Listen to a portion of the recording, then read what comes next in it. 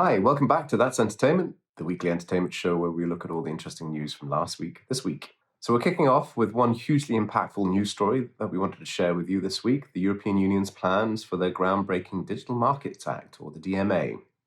We look at the direct effect it will have on many of the world's leading tech companies and the massive impact such legislation and the upcoming cookieless future is going to have on all aspects of the film industry, from cinemas and distributors looking to generate theatrical ticket sales to content providers and aggregators launching titles in burgeoning PVOD sector to streaming and video services eager to drive new consumers to their platforms. Following 16 months of consultation, the scope of the DMA was revealed by the European Parliament last week. In the words of the New York Times, the DMA is aimed at stopping the largest tech platforms from using their interlocking services and considerable resources to box in users and squash emerging rivals, creating room for new entrants and fostering more competition.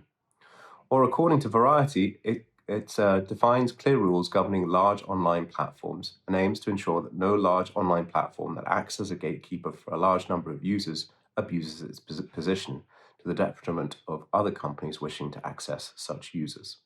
For a platform to qualify as a gatekeeper, it must either have had an annual revenue of at least 7.5 billion euros within the European Union in the past 3 years, or have a market valuation of at least 75 billion, and it must have at least 45 million monthly users and at least 10,000 business users established in the EU.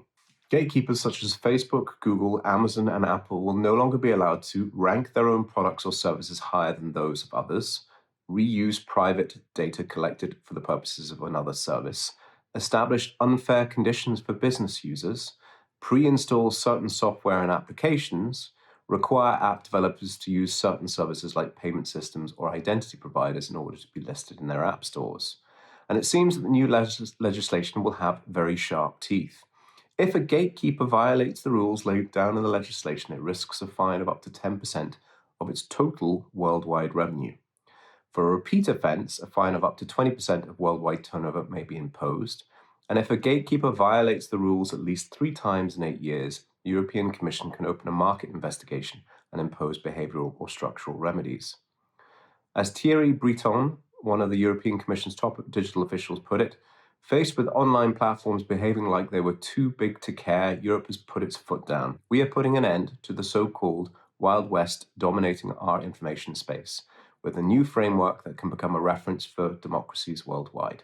Jumping in from a personal point of view, when GDPR was first enacted, the initial direction of that legislation was, I think, founded with the best interest of consumers at heart. But actually what it ended up doing was completely hammering the ad tech market and competition from European sources of innovation.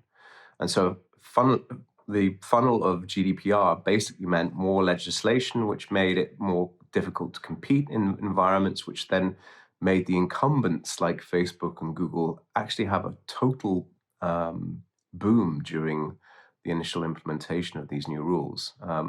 So what was a once thriving ad tech sector within the European Union very quickly died off with the institution of GDPR-based rules. Now we're seeing some legislation that's coming in to basically hammer the big guys hard. And it's specifically intended to hit the incumbents, basically where they're making the majority of their money, which is through this access to data. I think it's going to be very interesting to see what plays out over the next year or two. Will this be legislation that actually pushes more control back into the incumbents' hands? Or do we finally face some legislation coming through from the European Union that's designed and does deliver on better competitiveness within the environment? It's that potential worldwide impact that makes this act even more significant. The New York Times pointed to Europe's existing online privacy law, the General Data Protection Regulation, or GDPR, as an example of previous EU legislation that has served as a model in countries from Japan to Brazil.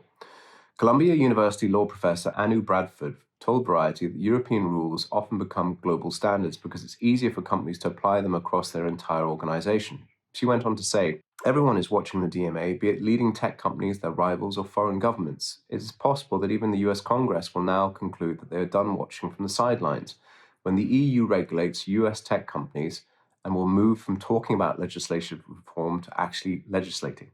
The impact of such legislation and the upcoming cookieless future is a huge issue that's been front of mind here at Groovy for a number of years, and we've been working on potential solutions to the problem. For anyone who's running a VOD site or a cinema website, tracking what your audiences do should be a given, but it's going to become much, much harder. Cookieless world basically means that all your tracking will have to move from the website actually into the services that power your website, like your CRM tools, your ticketing engines, the servers themselves, and that's why it's called server-side.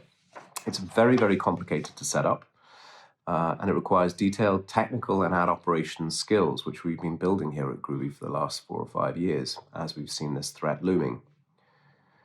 What's good, though, is the initial tests that we've been running across Europe and around the rest of the world have been yielding incredibly good results, which shows that server-side tracking will give some elements of the audience behavioral data that's so important, e-commerce, sales, and tracking.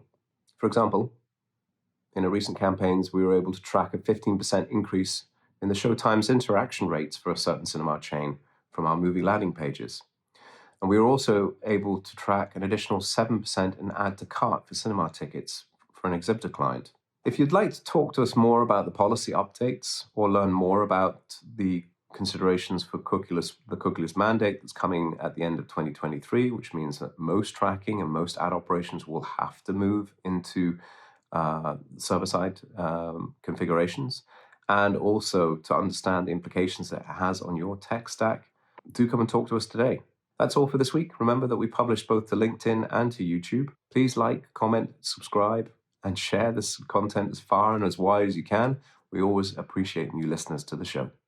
That's all for this week. Thanks very much. Goodbye.